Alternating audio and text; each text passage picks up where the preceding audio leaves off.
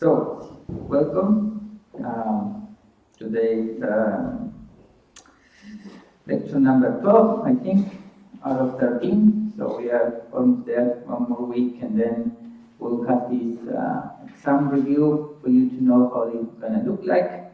But these are the last two lectures of this semester. So we're going to finish with the more test now on the non-parametric side of statistics. And let me just take this out.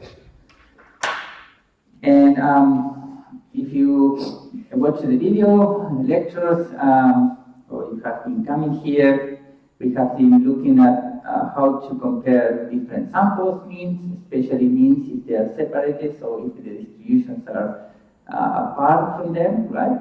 And we were considering when you have two samples or two groups of data, or when you have more than two groups, right? This was kind of the separation that we have so far. And the main assumption was that the sample has to be normally distributed, so it has to have a bell shape in the distribution, right? And then if it was two groups and it's a normal distribution and you have homogeneity of variance, basically you can use the t-test, the famous t-test. And then if you go for more than two groups, you can use ANOVA, right? One-way ANOVA, and then you could use multi-way ANOVA if there is more than one factor that is influencing the data. So what happens when the assumption of normality is violated? Then it is not impossible to use these methods, but it will become more inaccurate as more the skew data, the more skewed the data is. Okay, so you have to be careful. It's not that prohibited to use parametric methods when this normality assumption is violated, but it's not advisable if it's too violated. Right? The homogeneity of the variance should also be met, and then some people feel uncomfortable, and for this reason, there is other methods that you can use. That you go to the non-parametric way. So, just for refreshment, parametric means that there is some parameters that define the distribution, like the means and the variance. Right? The non-parametric methods do not use this, so they don't need to have a parameter distribution, like the mean or the variance. They rank the data. And then this ranking is also distributed in some way, and then you can use the same idea of rejecting the null hypothesis or not, right? But you would use rank. So we will see some of them.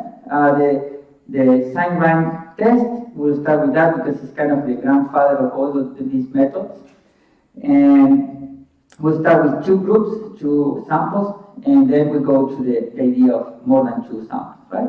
So the sign-rank test and the Wilcoxon test are for two samples that are related, so it will be kind of the analog to the pair t-test.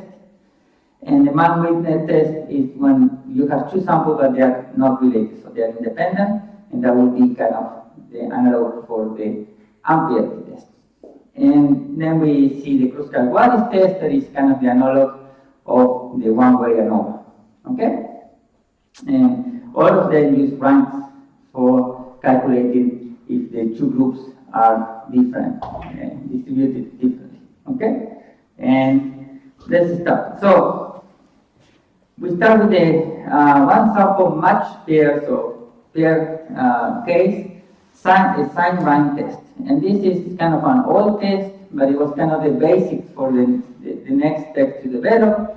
It's not the best test, but it actually works for some cases. You have to have pair data, so you have to have kind of divided random variables, so that one data is related, one sample is related to the other. Could be, for example, you are measuring the performance of students before and after special training, right? So they take a test before and after, and it's the same person, so the data will be related in some way. And then that would be a case that you use match pair. It's the pair t-test, right? And could be also like here, you're measuring the size and the weight, or the size and or the weight of the person. usually this is correlated, right? The taller you are, you should have more mass. And yeah, in some cases, not always the case. So let's say that we have paired data. So we have X and Y, two samples, and for each X, you have an Y. You need to have exactly the same. You always have to have a pair, right? It's not possible to have different number of points in the two distributions. And the idea is that, and then if it's not paired, we will see another method later, but no worries about that. The idea is that you want to compare, for example, if one group is larger than the other, like in distribution, right? It's kind of the mean, right? We were using that idea of if there is normal distributed, that the means are far away, right? In this case, you can think about it like that, but it's more like, let's say that you want to see if the performance of the student is better before and after this training. So you want to see if in general the data is larger than the other, right? In values, in absolute values. So the idea is that you will rank them as if one data is larger than the other, or if the other is larger than the other. That's the other way, right? And you give a plus each time that, sorry, I don't know how to, it used to be a, not here, yeah.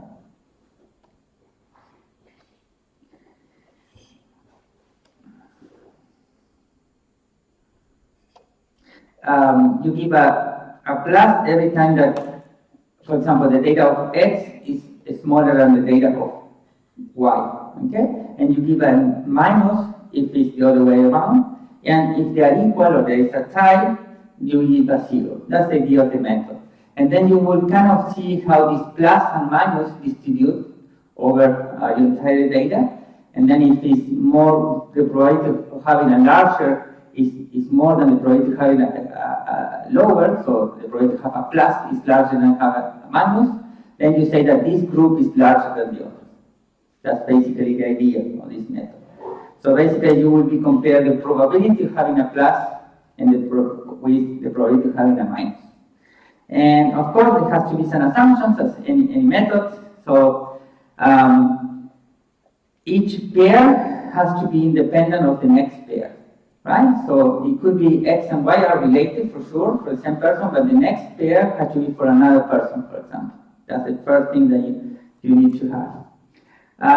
In some way, there has to be some way to order them, because you will have to see which is larger than the other. And if the probability of having a plus is larger or smaller than the probability of having a minus for a particular pair, you assume that it's going to be also the same probability for the next pair or the other pair, right? It's kind of the idea of having this. So at the end, you want to compare if it's positive or negative, the larger or the smaller, right? So at the end, you are using a binomial distribution. It's one or the other. It's larger or it's not larger, right? And we assume that there's a probability of 0.5, so a p of 0.5, we use a binomial distribution with 0.5 as p. And n here we consider as the number of data that are not tied, okay? This is for you to know that the tie will be neglected in this case. This is one of the weaknesses of this method. So as we know this method, you can have a two-tailed test, a one-tailed test, or that is lower or upper. Okay, tail test. So you can compare if it's larger or smaller, or if it's just different, like in this case. So for a two-tailed case, for example, you say you want to see if the probability to have that one is larger than the other is equal, then the other is larger than the other. That the plus and the minus are equal, right?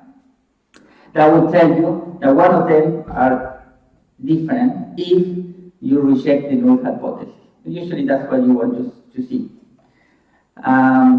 So the binomial distribution can be used, but you know that tables are up to n lower than 20 or n equal to 20. So for if you have data that's more than 20, usually you can approximate with the normal distribution. We have seen this many times. And you can use the tables of the standardized and normal distribution, right? And you only have to use your statistics in this way, where this set here is your is defined by your alpha that you are going to use, so your significant level is 0.05, for example, and that's pretty much it.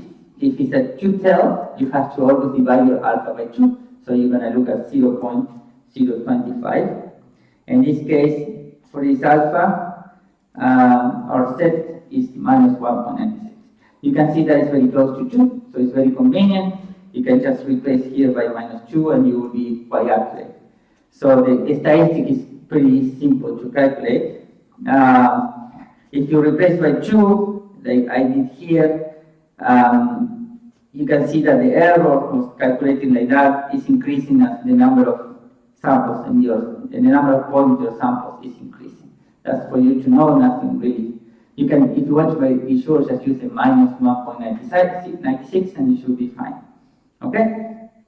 But that is, and of course, then you have a binomial distribution, the null hypothesis distribution, and then as always, we're going to have a critical value, right? And then to the right, you will reject the null hypothesis. To the left, you will keep the null hypothesis. In this case, that the probability to have a plus or a minus is equal. All right? It's always the same idea.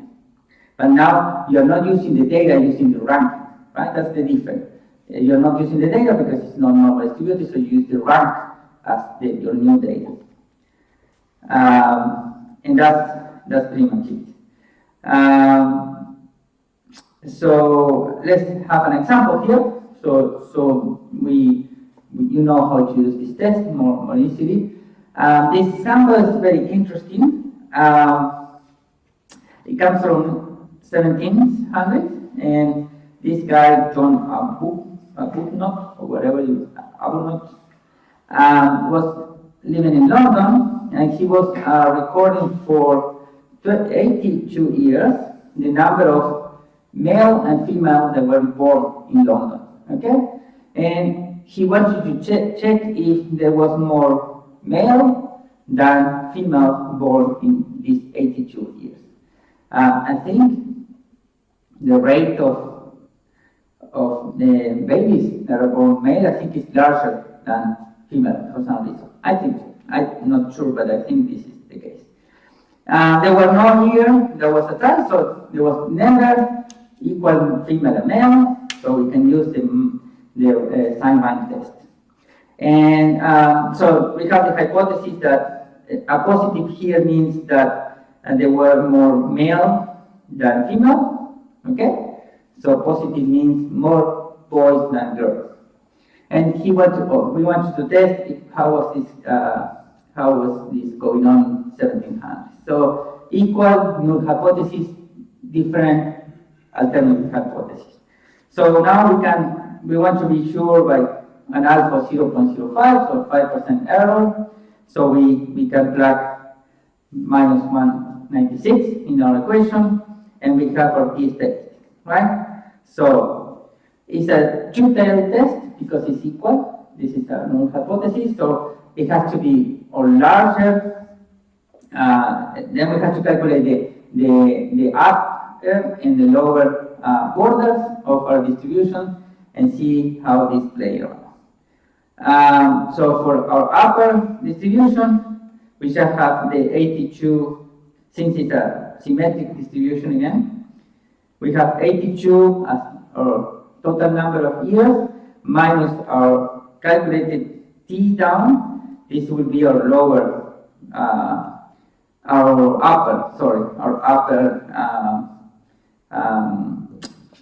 upper critical value. Okay, so we have 49, and 32. Okay, so that to hold to be in the null hypothesis, so you cannot reject the idea of that they are equal.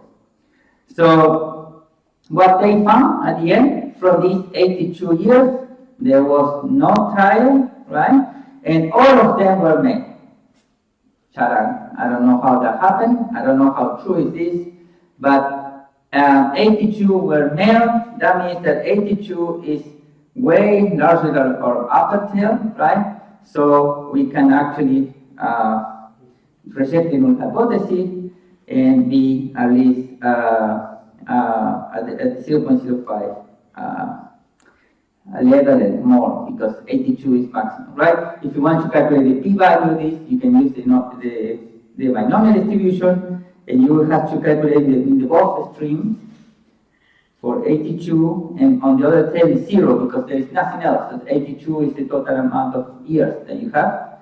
So for t equal to 0 and for t equal to 82, and then if you plug the numbers, it gives you a really low value. So your p-value is really, really below 0.05. For you to have an idea, sigma, so 6 standard deviation would be 10 to the minus 9, and we are already in minus 25. So we can be very sure that this is actually well rejected, the null hypothesis. All right, so this is your first method for you to have an idea how to rank data, how to use the data. Question? Why is P of t equal to 0? Because there is no, well, I put it 0, because you have two tails, and if you would have 81 years that you have a boy, maybe, and 1 year that you have a female, then you will have something on the other extreme. Now you have nothing on the extreme. Everything is pushed to the right. So you have 0 on the other side, on the other tail. Okay, so, but this gives us an idea of one is larger than the other, but it doesn't rank the difference between them. Sometimes it's something that you are actually, or it's more accurate to look at the difference, right? So you could not only rank when one is larger than the other, but you could rank the difference between them, right? It's kind of the same idea, but now you have a new variable that each of these pairs are subtracted. You subtract the y from the x, okay? And then this difference, you will rank it, right? And then you will, again, have a distribution of the null hypothesis, and again, you will see if this difference is significantly different or not. And what you do is, you don't care about the sign at the beginning, and you look at the absolute difference of that. This was defined by Wilcoxon, and that's what's called the Wilcoxon sign rank test.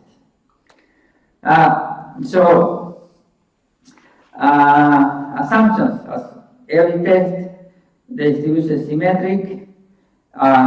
Each of the difference, as we said before, each pair are related, but this pair is independent of the next pair, so the difference between them has to be independent. Okay.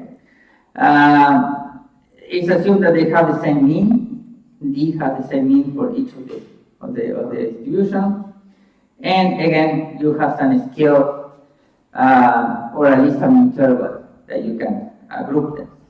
So what is the idea?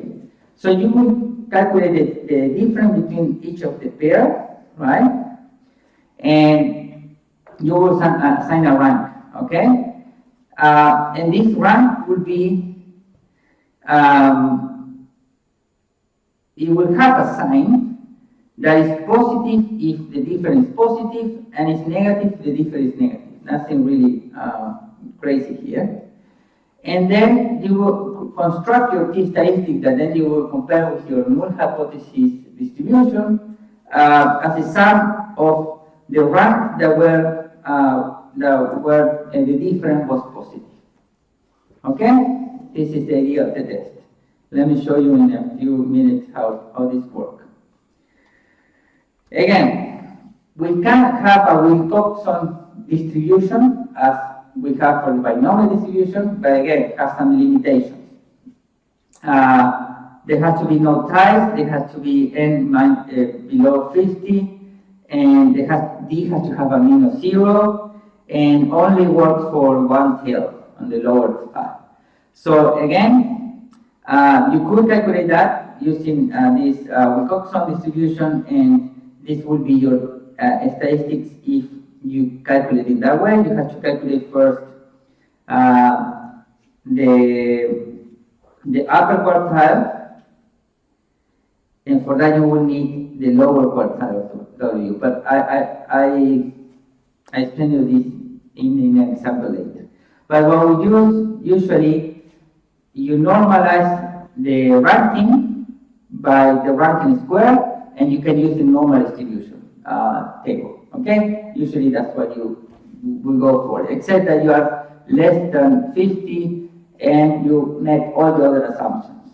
But to be on the safe side, every time you do a with custom rank test, if you ever do that by hand, I will go directly to normalizing the ranks by the rank square, taking the square root, and then you can use the normal distribution as the distribution for the null hypothesis.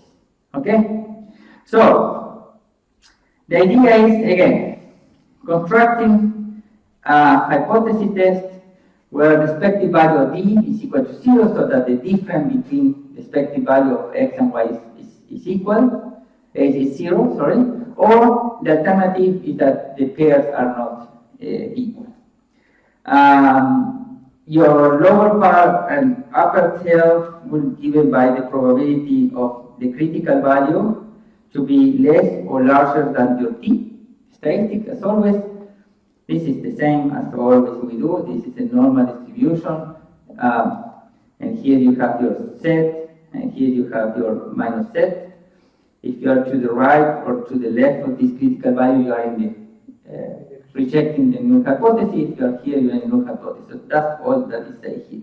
Okay? Always the same. So we look at the T and we compare with the critical value. Always the same story. So, an example. There is an idea, or there was an idea, or some people thought that if you got twins, the first one, I think, or the second one, I think it's the first one, is more evil than the second one that is born, or is more aggressive at least. Okay? I have no idea. I don't have twins. I'm dealing with only one now, and I cannot compare to any other creature in this world.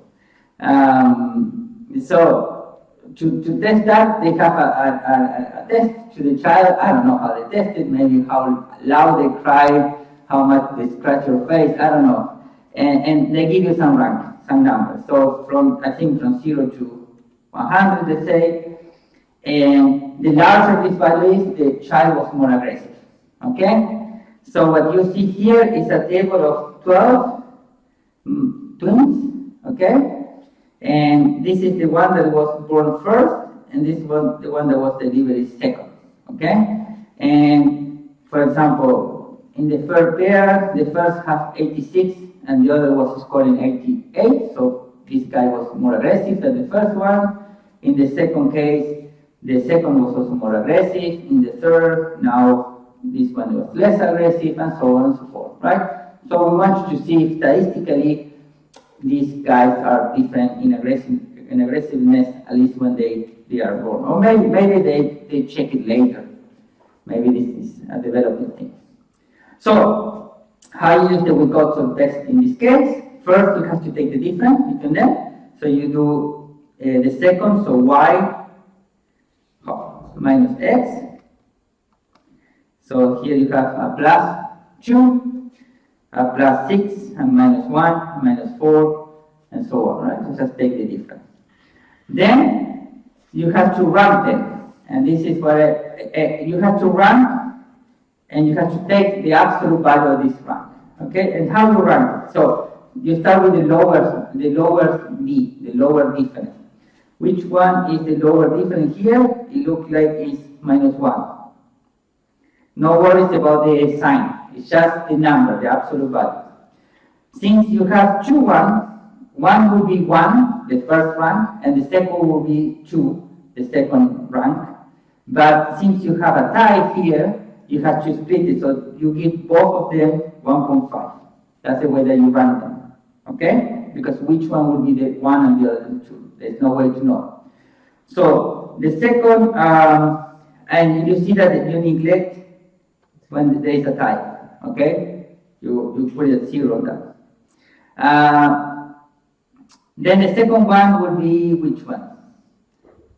2, right? And 2, you give a 3. Why you give a 3? Because the first one is 1, the second is 2, the next is 3. So it's 1.5, and the next one will be 3.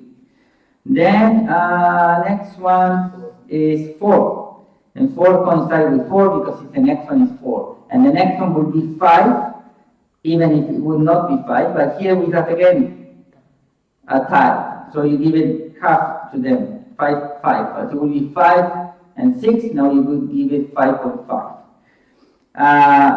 And the next will be 6, but you give it a 6, 7, because you have 1, 2, 3, 4, 5, 6, and the next one is 7, and so on and so forth. Okay? And you always use the absolute value. There is no sign here. The last step is to give it now the sign. So 3 stays as 3, 7 as 7, 1.5 now is stated as minus 1.5, because there was a minus 1.5 here, a minus here, and so on and so forth. So you check the sign and you just change the sign according to that. And basically you are done at that point. So the only thing that you have to do, you have to sum all the ranks, okay? So this is our hypothesis. Our hypothesis is that the first one is less aggressive than the second one, against or equal, less or equal, against the idea that the first one is more aggressive than the second one.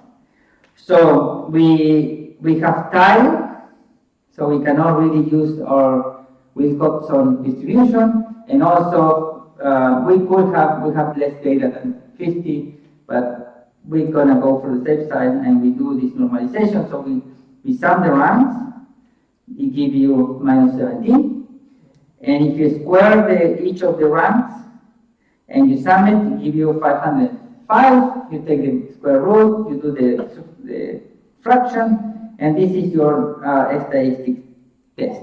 Okay, minus 0.75. So the next step is to find a critical value that we will compare to, and for that we want to be at alpha, again 0.05, 5% error, and then if you go to the normal distribution, this is minus 1.6449. Then you compare, and it happens to be that this statistic is larger than it's larger than our critical value on the negative side, right? So that means that our we can hold it, or there is no evidence to reject the null hypothesis, or then probably they're equally evil, or at least not that aggressive in difference. Okay? So that's Wilcoxon test. So first one, sign rank test, pair test. Wilcoxon test, pair test. Okay? So you take a pair. So what happens when you have a non-normal distribution, or one parenthesis that I forgot to say. The non-parametric methods can be used without checking for normality. It's not that you use only non-parametric methods when you have the normality assumption not met. People say that if the data is normal distribution, you should use a parametric method because usually it's more powerful, because you have more theory, let's say, behind. It's not that you are ranking the data. This is debatable, and there's no real consensus on this, but this is the general idea. But non-parametric methods are free, distribution-free methods, so you can use it whenever you like. Just for you to know. But let's say that we follow the idea of first we test the normality. If it's not met, then you go to the non-parametric method. So this will be the analog for the unpaired t-test. So when you have data that is not related, so it's not the same person, it's not before and after, it is not weight and height, whatever, it's something else. So you will have now two samples, X and Y, but they are not related to each other. And they could even have different amount of data in each distribution, and you can still use this method. And this was already developed by Mann and ManWit, and you see the data they died. For me, it's interesting not only to see that they live quite long.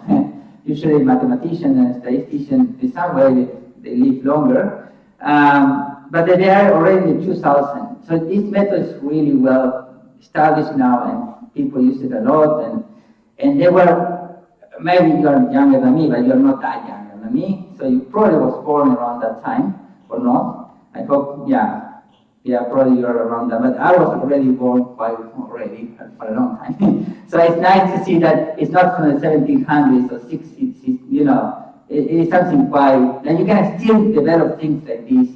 And I think there is room to improve methods, to make new methods, and I think this is cool to, or at least it's encouragable that not everything is set. And not saying that I will develop this method. I don't have the, I don't have the brain for this, but it's nice to see that it's the opportunities there always. That's a parenthesis. But besides that, these guys were looking at the same idea of ranking the data, but now what happens when you don't have a pair of this, right? And then the idea is that basically you will rank them, but you will rank merging the two groups. Not as pair data, but you will have to mix it together.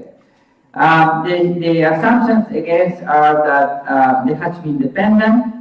They don't have to have any distribution, or they're distribution free. And again, one sample is if you take one value from one sample and the other, they are mutually independent. And you have to be able to order them. They have to have a measure. That's what I say here. So let's say that you are in an engineer class, maybe like this, and they are boys and girls, and this has nothing to do with gender equality or any of these topics. I am quite off of that. It's just pure data. And I put it here, if girls are better than boys in engineering class. Okay, there was a teacher that was really interested in that. And they have some sample from girls and sample from data from, I don't know, how they score in a class. And as you can see already, there was less girls than boys. This is usually, it's not the case here. Actually, the girls attend more than the boys, so I have to say that. But in this case, there were less girls than boys. But this is just to point it out that you don't need to have the exact amount of data in both distribution of both samples. And these were the scores. Sometimes the girls were better than the boys, and sometimes the boys better than the girls. Okay, let's see how we can actually compare this. So the idea is we set up again a hypothesis test, and we say the idea is that girls and boys will be the same, or they will tend to not be better than the boys, and that the girls will be better than the boys. This is the alternative. Okay, so it's a two-tailed test, and again, this is the same saying that the distribution of one is going to be different or equal to the distribution on the other. If it's a two-tailed test, if it's a lower, that one is larger than the other. Okay? It's just that. Nothing really interesting here. So, how do you do this? So, you have to take all your data and you have to rank it no matter if it's a boy or a girl. Okay? Here I separate them in X and Y. X are girls, Y are boys, just for you to see which of the values belong to the girl and which of the values belong to the girls. And you can see, for example, if you look at this comes from this table, right? From these values here. So it looks like the first ranking or the lowest value, let's say the lowest was the worst performance. The first 5 were men. Then it comes a girl here with some rank. Then again, there is a bunch of boys coming, and then another girl, and so on and so forth. Okay, so you have all of them ranking. You can see the different amount of data that you have, and there is some ties. Sometimes boys were tied together. Sometimes there is a tie that makes boys and girls, and so on and so forth. Okay, and the idea is the same as before. When you have a tie, you cannot give it one rank. You have to share the rank with this person. So you go 1, 2, 3, 4, 5, 6, 7, 11. The next one should be 12. the next one will be 13, and the next one 14. You cannot divide by 3 because then you have a periodic 3, 3, 3, 3, 3, right? So you give it 13. That's the way that they went around this. The next one is 13, so 12, 13, 14, 15 is the next one that it follows. 16, so on until 19. 19, you have 2 that are tied, so you can share 20.5, both of them. It will be 20, 21, the next one is 22, and so on and so forth. The same idea that with the other method. So now you have the ranks, and now you can see how the distribution of the rank goes, and see if this distribution is belonging to the distribution of the null hypothesis, or we are off of the null hypothesis and we can accept the alternative one. It's always the same. You get that idea that you run your data, or you use your data and you see how they distribute. If it distributes similar to the null hypothesis, then you cannot reject it, because you say, yeah, there is no evidence that this is not different from the null hypothesis. If you go off of the null hypothesis, then you can reject it. This is always the idea of hypothesis testing. When they say p-value less than 0.05, it means that the probability of being off of this null hypothesis distribution is quite large, or there is a low probability of making an error of being off of this null hypothesis. This is always the same concept in all the methods. So, okay, so this is just for you to double check. You should have a rank of 48 at the end, because it's the number of boys plus the number of girls. If you don't have a 48 at the end of your ranking, you did some mistakes there, okay? Okay, how you calculate the key statistics? Again, you could use just the sum of the ranking, or as always, we go to 2 problems. When you have a tie and when you don't have a tie. When you don't have a tie, when you have tie, sorry, or when you don't have a tie, sorry, I messed it up here. When you have no or few ties, you have to go to this. When you have ties, you can go for this one. Now, what is a very few ties? It's objective. It's not objectively, it's something subjective from what you feel of the data. So I would probably recommend that you go to the longest or bulky T calculation and be sure that this will be the correct one. It looks really horrible here, but you can see that you take this T statistic here, right? And you subtract something and you divide it by something that is subtracted in some way. And this is kind of again a normalization, like a set score. And you only need to have the ranks. N is your total number of ranks, the number 48 in this case, and M is the number of samples in the boys and girls. So it's nothing really crazy, it's just black numbers there. So don't worry about this formula. Again, you could use a man-witness distribution, but it has to be N minus than 20 and M minus than 20 and so forth, and then if not, you go for the normal distribution. You end up at the end in the normal. So if you have a table with normal distribution, usually you're good for all the tests. So except that you're really working with a few amount of data, like 10, like 5, and then you're screwed because nothing makes sense anymore. So usually you are more than 20 or more than 10, and then you end up in the normal distribution. But you could calculate the upper and the lower part of the man-witness distribution, and you could use exact distribution, but that's not what you probably do. Again, you have to, if it's a two-tail test, you have set and minus set, and you want to see if you are on the borders. So again, set had to be lower, or so yeah, this is the 2 times here for the two-tail because it's symmetric, or you have to be lower or larger than your set. And this is your T statistics. Okay? Nothing really, I don't want you to lose focus on because of this is too bulky, but it's always the same idea. You look at the string, if it's one tail to the right or to the left, if it's two tails, you divide your alpha by 2 and you look at the two strings. So how we do it with your example? Okay, so we have ranked here, right? And there are some types. So we cannot use RT, we have to use RT1, as I say, this big value. And so, and we're going to use the normal distribution. Again, we want to be 0.05 for our alpha. Then again, our critical value will be 1.6449.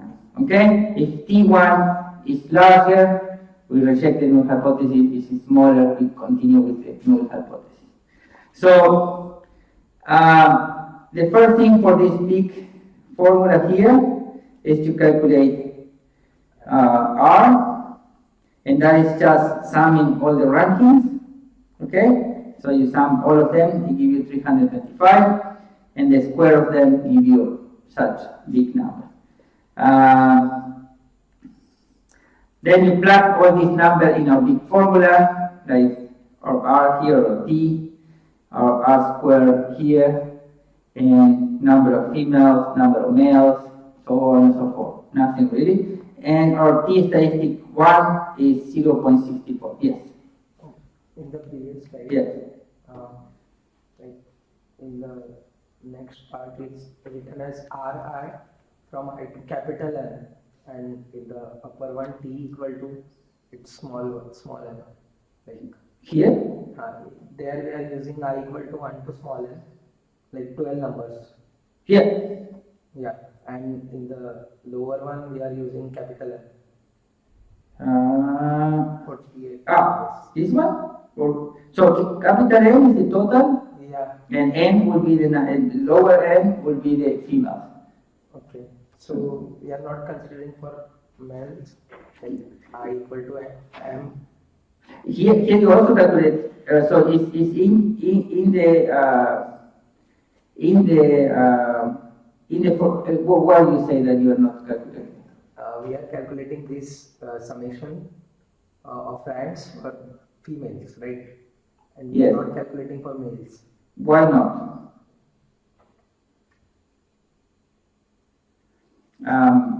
It's included here in some way. On all, you have to sum all of them. You don't count the types. That's the only thing that you don't count. That's why it's lower than 48.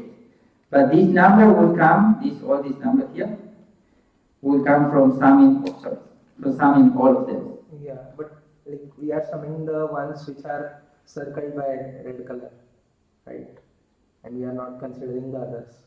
Yeah, because this is the one that are not typed. Or they are typed. That's the male. They are males actually. Say 10.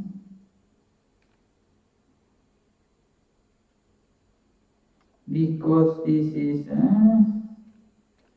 might mess it up something here.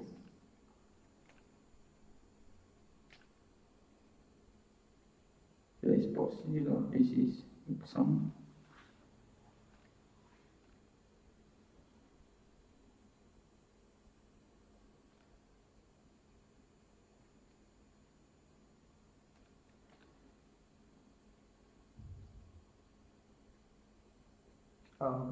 Is it because like we are defining the null hypothesis as females are not better than males, females are better than males?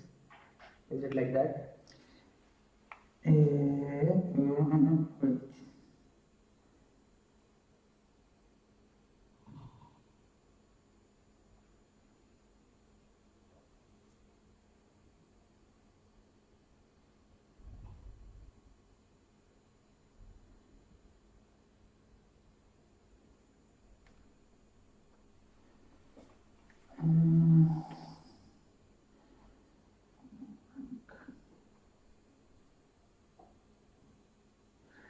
Because T is defined for, yeah, there's two different T's here. Sorry. Where's the definition of the rank T? Yeah.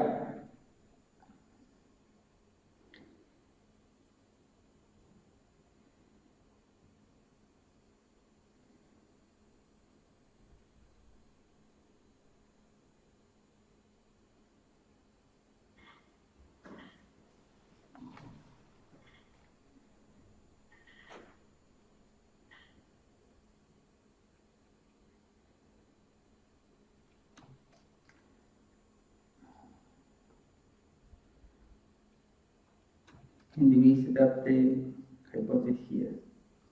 No, where is the hypothesis? Set it up. Okay. Yeah.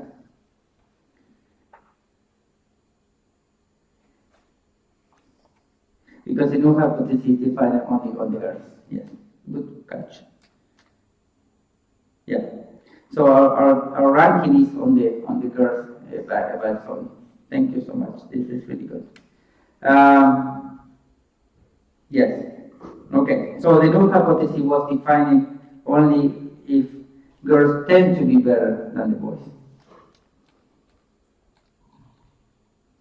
All right. So again, we have a P and our statistics, and we look at the critical value and we compare them. And since it's lower, we can always check the null hypothesis. So girls do not tend to be better than boys. Okay, so that is what we have to do. Again, you could calculate exactly from the ManWit test distribution, and you could also calculate the lower and the upper part of that. And that's basically we having the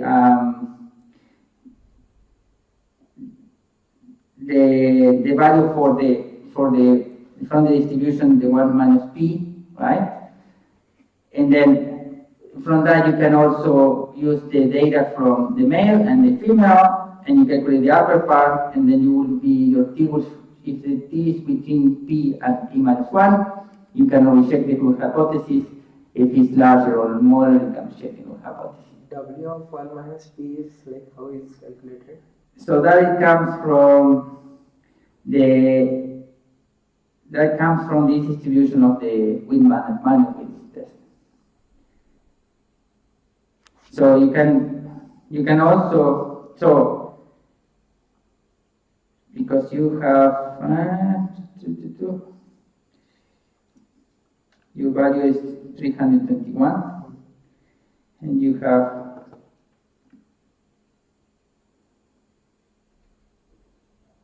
so it will be the p-value. It comes from here. So I think it's from the table. and the Wilk ManWit test. Okay, good. So two samples related, two samples independent. When there is no normal distributed, you have the sign line test, which is the more easy one. You have the Wilcoxon when they are related, but you want to look at the different, which is more elaborated, and then you have the ManWit test when they are independent into samples. What happens when you have more than two groups, as we always saw in the ANOVA, right? And you want to see if these groups are different, if the data is different, and then you want to see which one is different from the other, then you can use KruskWalli's test. And again and again, it's about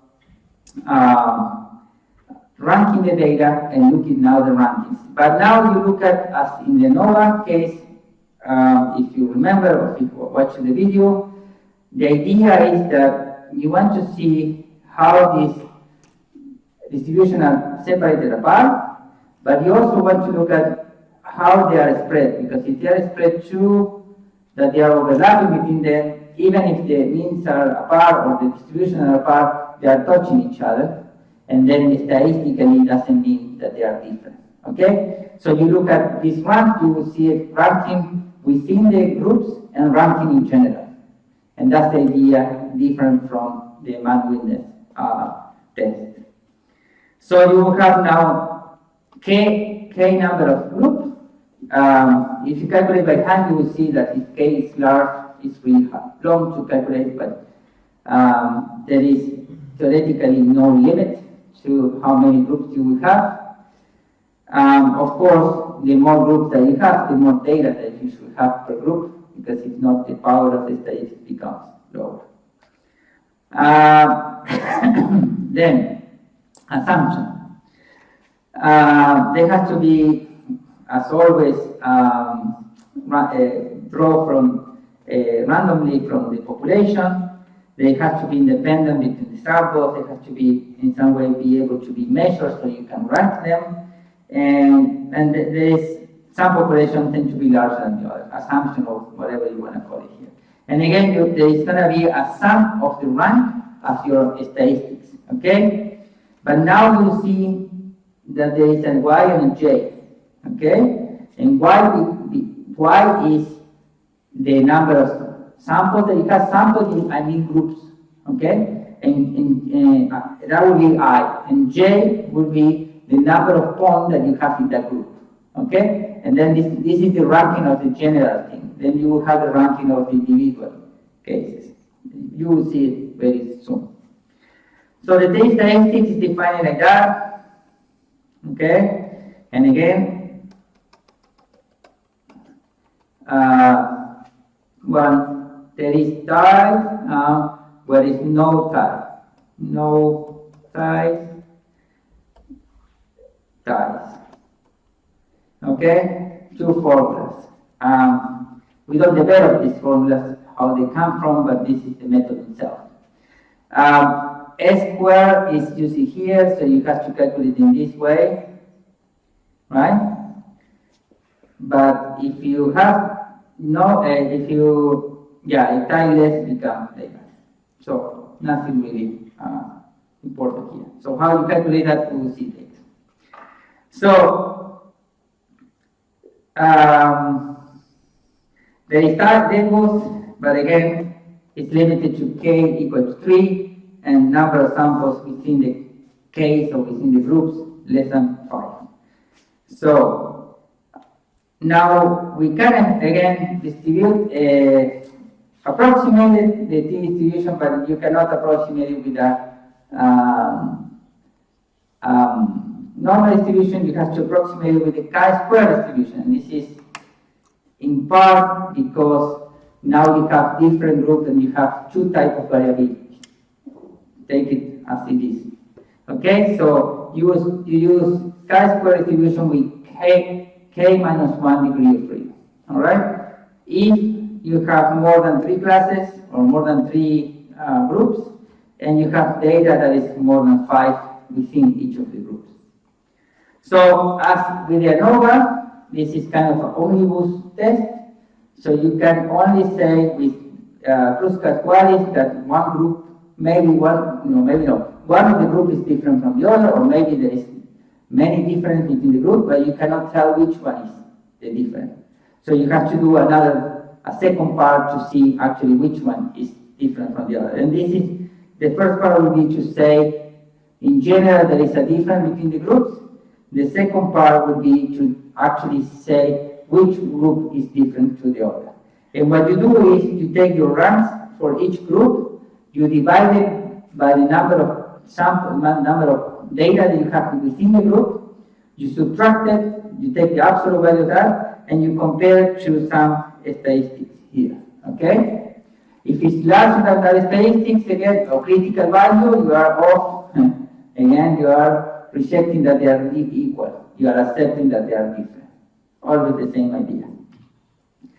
So, as an example, and as the last example for today, let's say that we have 4 different methods to process something, to make cookies, whatever. And we want to know which process is better than the other, and we measure some performance values. And let's say that here, the higher the values, the better the performance, okay? So we collected some data from these 4 methods, and you can see that already that there are more than 3, and the data within the methods is more than 5. So already we have to approximate with this chi-square distribution, all right? And then the hypothesis will be, again, that the four methods are equal against the alternative hypothesis that they are different, okay? Or one is better than the other. At least one of them is better than the other. So how you rank them? Now, you have to start from all the data. It's like the girls and the boys. You rank it all together, but you separate at the same time in groups. So the very first one here, it looks like it's a 77. It's the lowest score, so you have a 1, ranking 1. The second one, it looks like it's a 78. The third one is 79. The fourth is 80. The fifth, it doesn't exist because you have here, and probably there is another one here, are all 81. So you have, again, 5, 6, 7, 8, and you can give it a 0.5 and be okay. And then the next one should be 9 here, 82, and so on and so forth. And then you will have rank, all of them, but the ranks are actually kept in the groups. And then you can actually sum it up, the rank for all of them. So you can already order which group have the higher ranks. Already have an idea, okay? So these guys have a lower rank than the rest, for example. So you already have an idea that maybe one of them is actually larger than the other. And also you have to take into account how many data you have within each of the group, because that is what counts at the end. Because if you have only 3, maybe by chance these 3 were larger. If you have 20, then there is more chances that what you are collecting is actually true. So again, hypothesis. Then we can go to the chi-square distribution with alpha equal to 0.5, and then with k minus 1 degree of freedom, so 4 group minus 1 is 3. And then the critical value is 7.8515. Again, if our t statistics is larger than this value, we check the null hypothesis. If not, we continue with the null hypothesis. So we calculate our S squared you want to check this number, it's up to you. And then we use S squared that we have calculated here to calculate our t. So our t is 25.5. It's quite larger than our critical border. So if our chi-square distribution is like that, it was 7 point something. We are way to the right, so we can reject the null hypothesis. So they are different. That's all that you can say with KruskWalli. They are different. So the next step will be, you could also, to see with the other t calculation, the difference is not too big. That's all that we have here. So now we can check which one is different from the other. So we have to, this looks bulky again, but it actually have many of them fixed. T is taken from the table, 2.044. S squared we have already calculated. M, N, and minus 1, and T, and all of them are quite constant. They are all constant here. The only thing that changed in the comparisons are the ranks and the number of points within each of the groups. Okay? So, how you do that? Let's check the first one against the second one.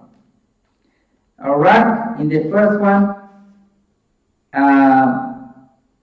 the rank on the first one divided by the number of points on the first one minus the rank on the second one divided by the points in the second one, it gives us 6.533. This is larger than when you put here the number of points in the samples and the number of points and you multiply it gives us larger than that. So we can actually say that this is actually rejecting the null hypothesis, particularly for these two groups, and they are different. You do the same for 1 and 3. Again, it's larger.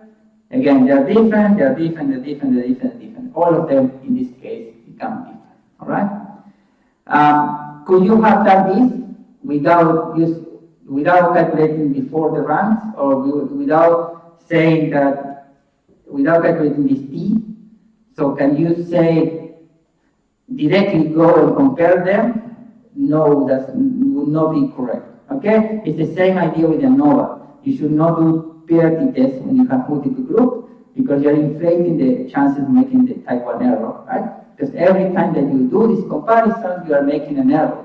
And if you do multiple comparisons, you have many of them, you are multiplying each time this error and propagating the error. So first you take the whole framework, you do an ANOVA or you do a KruskWalli. If the ANOVA or the KruskWalli say it is different, there is some groups that are different, then you go and compare them. Because in some way you are protecting this variability. All right, with that, talk a little bit longer than I thought, but that's it for today. Thank you for questions. Thank you for being here. We are almost there. It's really getting cold here. I don't know, my voice is really. So I hope the winter is over soon. I don't think so. At least we have no more months.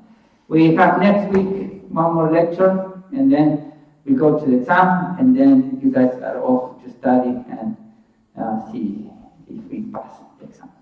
Yeah. Okay. I have a question regarding the exam. Yes. So we have to print the script files. Yes.